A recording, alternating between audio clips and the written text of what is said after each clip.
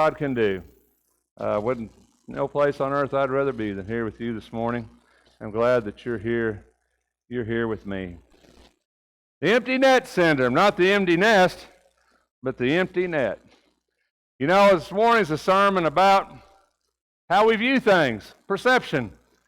You know, we all have always heard the optimist, the half glass full, the half glass empty. I don't know what kind of person you are. I don't know if you're a half full or a half empty type of people. I guess we can all kind of categorize ourselves in there. But this morning's kind of a sermon about that.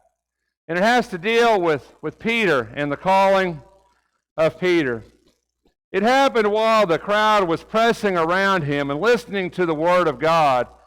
He was standing by the lake of Gennesaret, and he saw two boats lying at the edge of the lake. But the fishermen had gotten out of them and were washing their nets.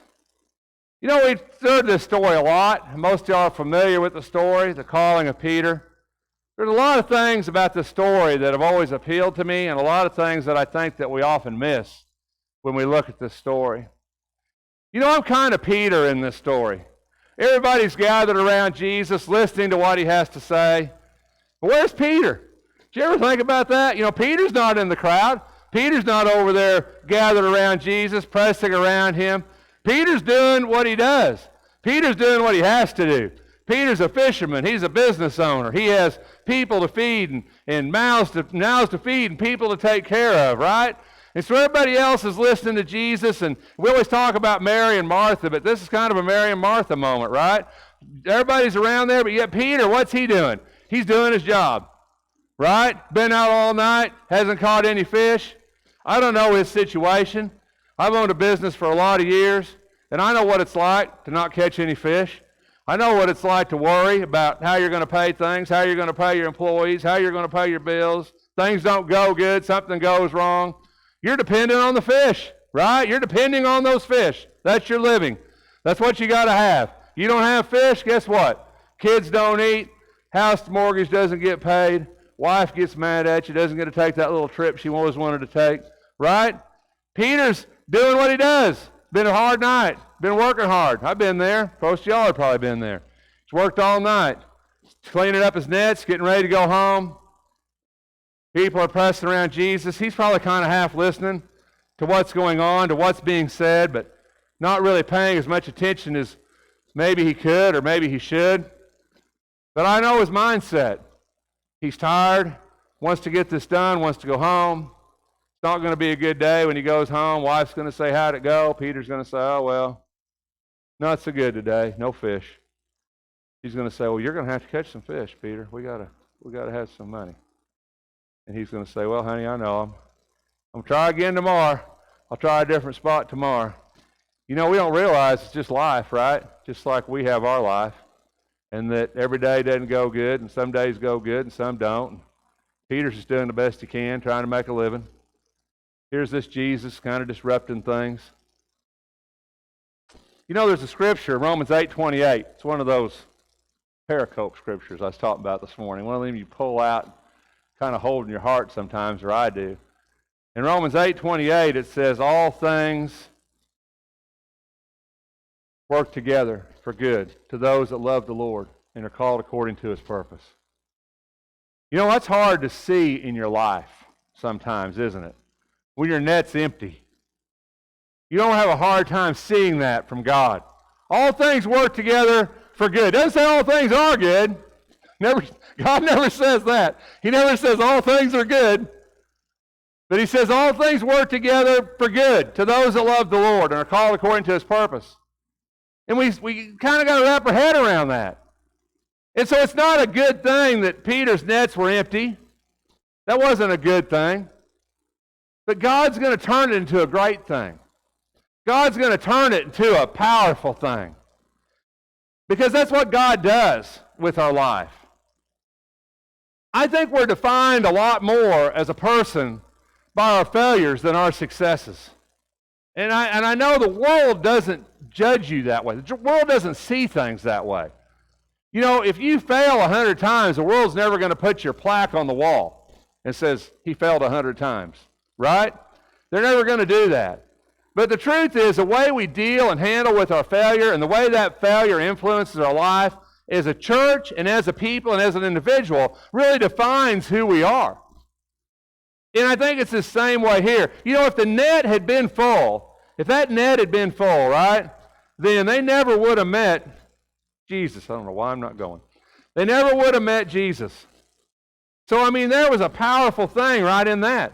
They would have been off selling their fish. They would have been off doing those things that they needed to do, going to the marketplace, getting rid of these fish, getting their money, going home. But the nets weren't full. So they're in this place, and they're there, and they're able to hear him. You know, my mother, y'all know my mother, most of y'all, well, visitors don't know my mother, but my mother's a force of nature, you know. You know my mother, you know what I speak is the truth, right? And she's in Kansas. She took this old jalopy car to Kansas camper. We told her not to take it. She never listens to me. She's never listened to me on my whole life. But so I tell her, I say, Mom, don't take this old jalopy camper to Kansas or wherever Kansas somewhere, like Kansas City or somewhere. I said, you're going to break down. This thing won't, I'm a mechanic. I've been a mechanic my whole life. I'm telling you, this vehicle is not safe to travel to Okmulgee, much less to Kansas City. You know? But my mom is a woman of great faith. Right? Not always a woman of great logic. She's a woman of great faith. So she takes off to Kansas City. Lo and behold, her son is right. It breaks down on the way back. She calls me from some little podunk town in Kansas and says, my car, I'm broke down, son, but it's great. I'm like, okay. I've known you a long time, Mom, you know. She goes, because I met this guy when I broke down, this guy come to help me, and he really needed me to talk to him. And I really was able to help him and do things in his life. And it's just been this great experience. And I'm going to get fixed for 2 or 3 days, but it's okay because I've met all these people and I'm doing all these things and everything's good. And she was just excited. And I'm like, there's something wrong with you. Right? I mean, you're broke down in the middle of nowhere in Kansas. But you're saying, look at all these things God's done. And I think she is so not like me. Because I would have been just upset trying to fix it, trying to get out of there, whatever I got to do. I can't believe I broke down, right? I got to fix this thing on the side of the road, right? But in this, she found this blessing. And so here's Peter, you know, and if these nets had been full and everything would have been good, but our nets aren't always full, are they? Things don't always go the way we want them to go, do they? It never happens like that. He wouldn't have had boats to preach from. But he did because those nets were empty, right? And he had that. There wouldn't have been a need for a miracle. You know, did he not catch fish because God said, Peter, you're not going to catch fish? Was that part of the miracle? Probably. I mean, he needed Peter not to catch fish that night. Let's face it, right? Sometimes maybe God puts you in places that maybe you don't want to be and has things happen to you that maybe you don't want to happen to you because God needs you right there at that time to do something that nobody else can do but you. You know, we're so quick to think that every bad thing that happens to us is a terrible thing. God, He puts us places for a reason. And maybe He put you just where you needed to be. If you would open your eyes and not be so pessimistic about being in this bad situation, maybe God put you in just the place you needed to be to do just what you needed to do. Maybe He's working that bad to good. Maybe He's working the good in this situation. Maybe Peter wouldn't have fished for men. You know, what's the moment that changed the life of Peter? The moment that Jesus got in the boat, right? Until he met Jesus, he was just a fisherman. And he would always be just a fisherman. You know, there's something I want to bring out here. I don't want it to come out wrong. But there's something that really hit me when I was looking at this week. Jesus had all those people around him that were gathered around him listening to him, right? That were hanging on his every word. And he could have just picked any of those people out of that crowd, and he could have maybe made them that person, that Peter. But I don't think it's an accident that Jesus found the guy working. And we miss that in this story. He had all those people that maybe had time on their hands, that maybe had time to come listen to him. But Jesus found the guy over there working, washing the nets, didn't he? Why? Why did Jesus look to him? Why did Jesus choose fishermen? I think I know the answer to that question. He chose fishermen because he knew them guys knew what it was like to have to work. He knew this, spreading this church, starting this church, spreading the gospel. He knew it was going to be hard work. And he looked to those guys because, I've learned something in my life. If you really want to get something done, find the busiest person you know. And they'll get it done. Because busy people aren't just busy because there's a lot to do. Busy people are busy because they find things to do. And if you have that mentality in your life with God, He's going to use you in a ton of ways. And I think one of the worst excuses we can ever make as a Christian is I'm too busy. Because the truth is, God's going to use that energy you have, and that creativity you have, and that ability to find things to do. That's what He's going to use in you. Peter could have said, and I think we'll get into that, I don't have time for that. Was it a wasted night or was it an opportunity? I think I've wasted a lot of my wasted days because I was upset about the day and I wasn't looking for the opportunities in that day. I got so upset about something happening to me or something not going right or something not working out like I wanted to. I got so upset about that, so obsessed about it, that I missed the day. I missed all the opportunities that day had to offer because I was where I was. And I had the time I had, and the position I was, and the place, and the people around me that I had around me. I missed an opportunity. You and I need to look at these failures or these problems in our lives. We need to look at them with a Christian attitude, that God can use these things. Because that's exactly what happened here. Is it a wasted night or was it an opportunity? Well, I guess it depends, didn't it? If you had asked Peter when he was cleaning out them empty nets, he would have said, this was a wasted night. Am I right? But in the end, it turned out to be the greatest opportunity because he was where he needed to be, when he needed to be, with who he needed to be, to do exactly what God wanted him to do. So the next time something like that happens to us, we maybe need to ask ourselves, are we where we need to be, when we need to be, with who we need to be to do something good? Or are we just going to let this ruin my day? Peter was in the right place at the right time. And Jesus got into one of the boats, which was Simon's, and asked him to put out a little way from the land. And he sat down and began teaching people from the boat. And when he had finished speaking, he said to Simon, put out into the deep water and let down your nets for a catch. And Simon answered and said, Master, we worked hard all night and caught nothing, but I will do as you say and let down the nets. A lot of speculation. Why did Peter go back? Well, because he hadn't caught anything. Sometimes we forget just the logistical problems of this situation. Peter was a fisherman. Peter needed to catch fish. If Peter didn't catch fish, Peter didn't eat. If he thought there was any way this was going to work, chances are he was going to do it.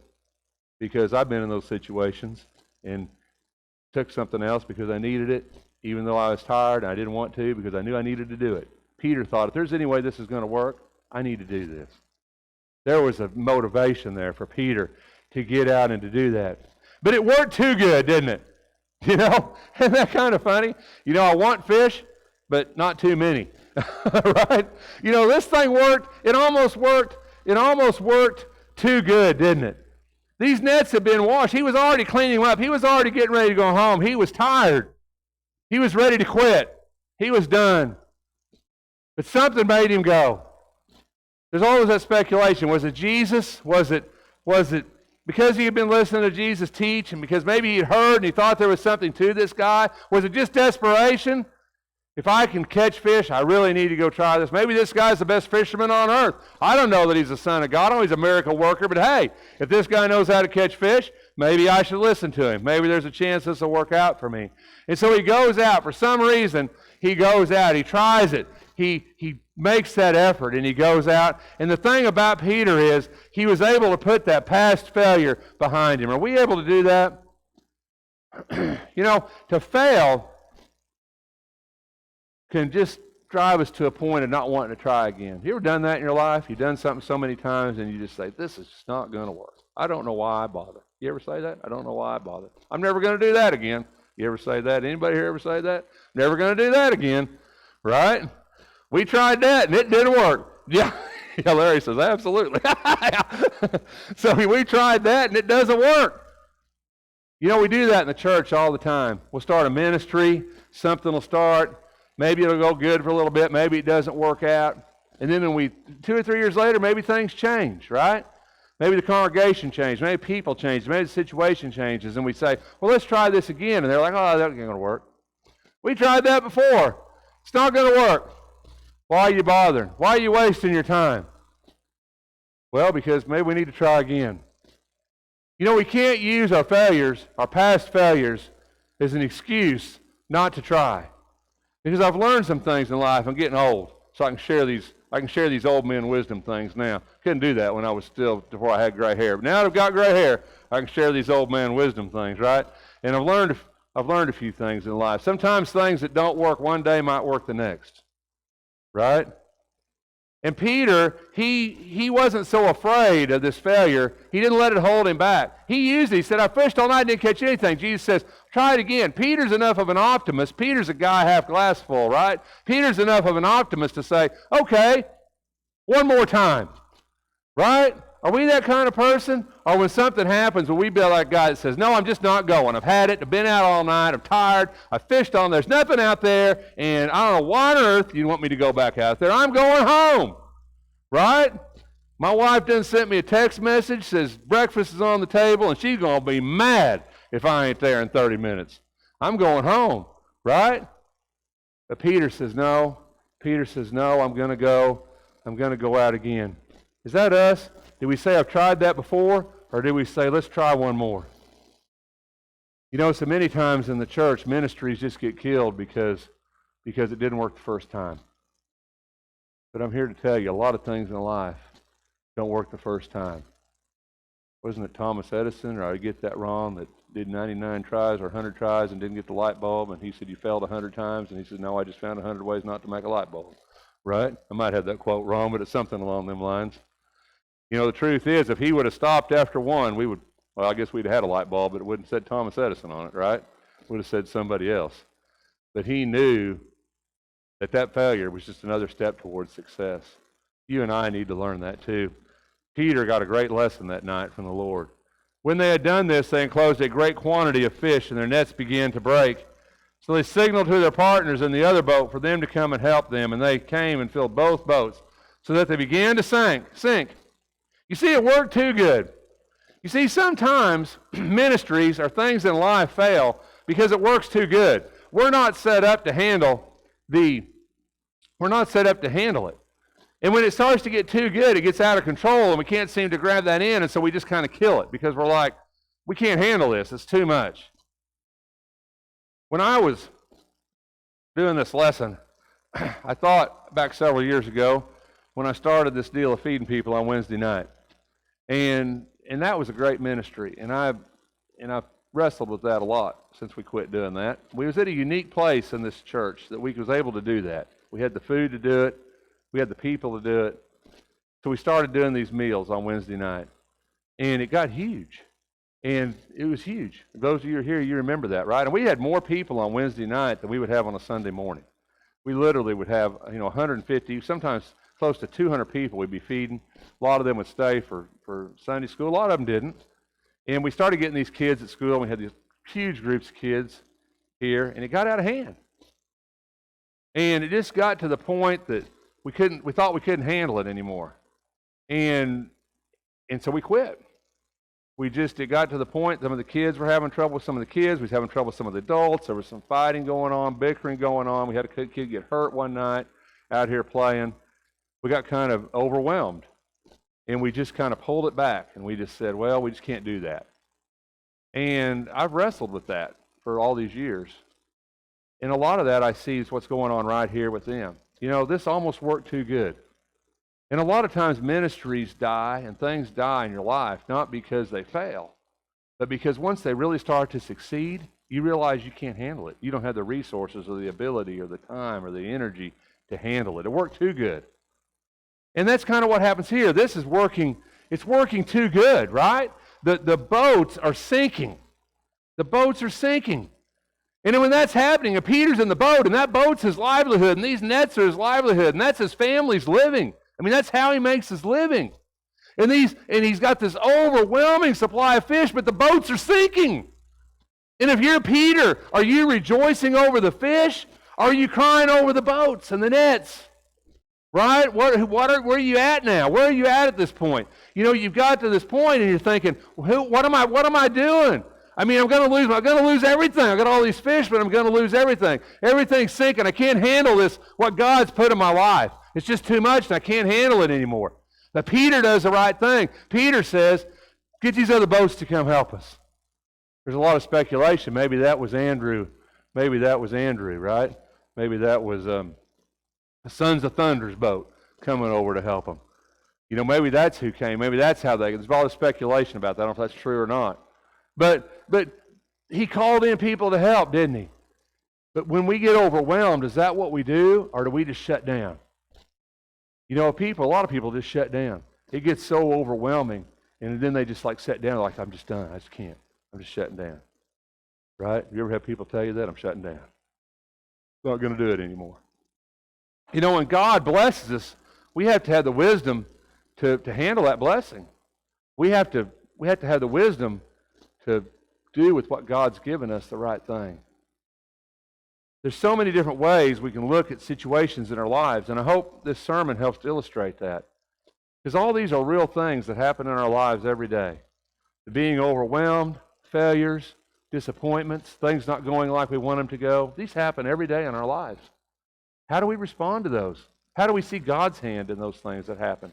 Do we look for God to do good with those things, or do we just despair in them? Because God's always working in our lives. I'll do make all things work together for good for those who are mine, right? Romans 8:28. And is that what we're looking at in our lives when we do that? Do we look at the fish, or do we look at the nets? You know, when that happened in this church and that food ministry years ago, you know what happened eventually? We just started looking at the nets, and we quit looking at the fish. And the truth is we do that in our lives all the time. And we do that in ministry all the time. We do that in the church all the time. Because I will promise you one thing with all my heart. If you start a ministry in the church and it has any success whatsoever, you're going to have problems. Guarantee it. Our prison minister's here this morning, Bill, been in ministry his whole life. Do I speak the truth? Don't care what it is. You start it, there's going to be problems. And if you can't deal with those problems, it's going to fail. Because there's going to be people get upset. There's going to be people get their feelings hurt. Everything's not going to be done like everybody wants it to be done. And when we, as leaders of the church, we as members of the church say the problems are bigger than the benefits, we're not going to do that anymore. But there's always problems. Even when Peter caught this fish, there was problems. Peter said, come help us. Peter was looking at the fish. He wasn't looking at the nets. And when Simon Peter saw that, he fell down at Jesus' feet, saying, go away from me, Lord, for I am a sinful man. For amazement had seized him and his companions because of the catch of fish which they had taken. That is such an amazing...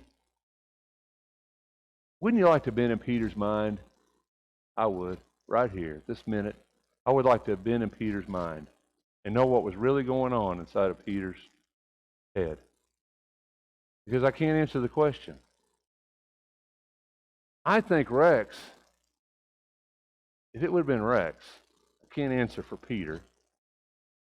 But I think if it would have been Rex, Rex would have thought, now what's he want out of me? Right? Just give me my fish and let me go home. I mean, I've got the catch of a lifetime. As mad as my wife is going to be when I didn't have anything, she's going to be that much happy, right? When I show up with this big check, when I sell these fish. This could change my life. I could buy another boat. That's always a good thing, right? I could buy another boat. And he's like, but he knew it wasn't that easy.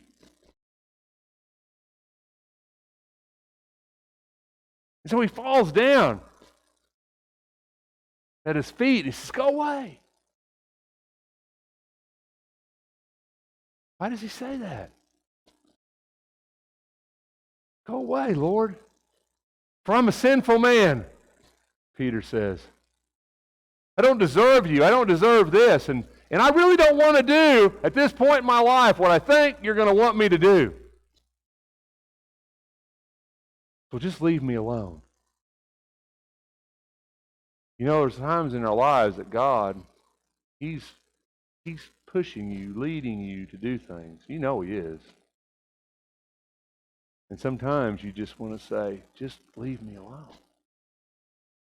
I don't want to go do that. I don't want to go deal with those people. I don't want to go see that person. I don't want to deal with this problem. I don't want to, Lord. But you know, you're the person that's got to do it. And God's going to bless you in that.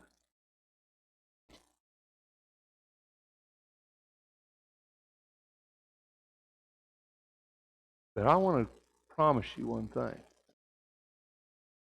If you really do this in your life and you put God where He needs to be and God really starts blessing you in your life, I will promise you it's going to change you.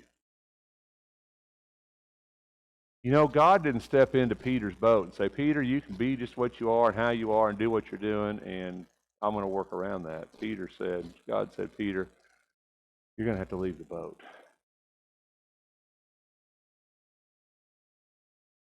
And you know, I think one thing that scares us more than failure, one thing that scares us more than anything in this world, if just be honest with ourselves, I know it's true with me, one thing that scares us more than anything is change. Am I right? We like it to be normal. We like our lives to be normal. And one thing that scares us more than anything, I think we have to change. Yet when Jesus comes into your life, that's the one thing you can be certain of. It's going to change you. It's going to change who you are and how you act and how you deal with people and how you see the world. It's going to change you. And it scared Peter. And it's kind of scary to me. I was sitting at a restaurant one time. I could tell this story because it was like 20 years ago. That's what happens when you get old. You can tell stories because most of the people you're telling the stories about, they're dead. Right? So it was like 20 years ago. I was at this restaurant. And I'm going to tell you, people, if you don't want people to overhear you when you're talking at a restaurant, don't talk so loud. I mean, that's just what I'm saying. So I was at a restaurant, and it was a table next to me, and it was some church people, not from here. I don't know where they were from. And they were talking, and this two people, and this one guy was saying about how this was really neat, this ministry they had going, and is bringing these people in. And the other lady that sat at the table with him, she said, I just really don't like it. And he says, why don't you like it? We're bringing people in, things are going good. He goes, well, it's different. Because I just want it to be like it was. Well, God calls you, comes into your boat, and calls you, I can guarantee you one thing, it ain't going to be like it was. And that scares us. Sometimes we want it just to be the same. But God's never, ever been happy with the same, ever. God's always called people to go, to move, to work, to do. God's never been happy with the same. God's always calling us to change, to be better, to be more than what we ever think that we can be. Because that's who Jesus is. He's a change agent in our lives. He forgives us for our sins. He moves us forward. He moves us to a place that we need to be. And He wants us to be so much more than what we ever think that we can be.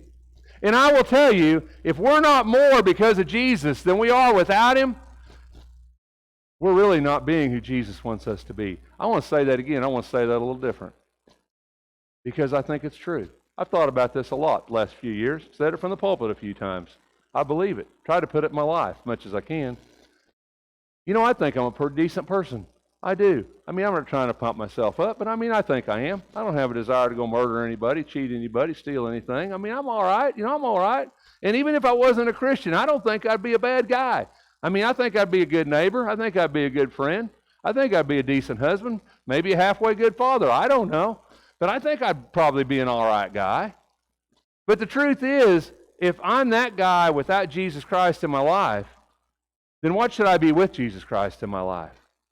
You see, if we're not doing more than we think we can do because of Jesus Christ, then our faith really isn't producing anything in us. And when you let your failures and you let your mistakes and you let things that have happened bad in your life or things that didn't work hold you back from being who God wants you to be, you're not using your faith the way God wants you to use it, because faith is a requirement that we do things by God that we cannot do without Him. That's the definition of faith to me. Faith means I can do things through Jesus Christ that I cannot do without Jesus Christ in my life. And at the end of my week, I ask myself that question. I say, what did I do this week because of Jesus Christ that I couldn't have done or wouldn't have done if He wasn't in my life? And if I can't put something in that blank, then I'm going to tell you, I probably wasn't the person that week that I needed to be for Jesus Christ. That's a harsh reality, but it's true. Because God's calling us to be more than what we think we can be. And whether that means stepping up and teaching a Bible class, or whether it means stepping up here giving a devo, or leading a prayer, or whether it means whatever, going and seeing people when maybe you're not comfortable around people, going and seeing people that maybe you think might not even like you. Step up. Because Jesus is calling you out of your boat to be so much more than you could be without Him. That's what He wants from you. Isn't that what all parents want for their children? Isn't God our Father? When you have your children, and your children are growing up, and what do you say? Just stay that age forever. We say that. We don't really mean that. We say, just stay like you are forever. Never move out of the house. Just stay like you are. You can be my child forever. Just live here. I'll take care of you. Or are we saying, I'm going to give you the tools. I'm going to give you an education. I'm going to give you resources. I'm going to give you everything you need to move out of my house and to be successful and to be way more than you could ever be when you were stuck here. Well, don't you think Jesus is calling us out of the world and saying, I'm going to give you everything you need to be so much more in my kingdom than what you could be in this world when you mature in me? Absolutely. Absolutely. The empty net syndrome. How do you see the world? How do you see your life? How do you see the difficulties and the challenges and the failures that surround you? Do you think God's involved in that? Do you let Him be involved in that? Or do you just withdraw to within yourself? Think, woe is me, and let the day slip by without ever touching any of the people that God's placed around you to help. Well, I wish I could say every day was a Peter day for me. It's not, but I have some of them, and I try to have a lot more of them. So this week, let's strive to have that attitude.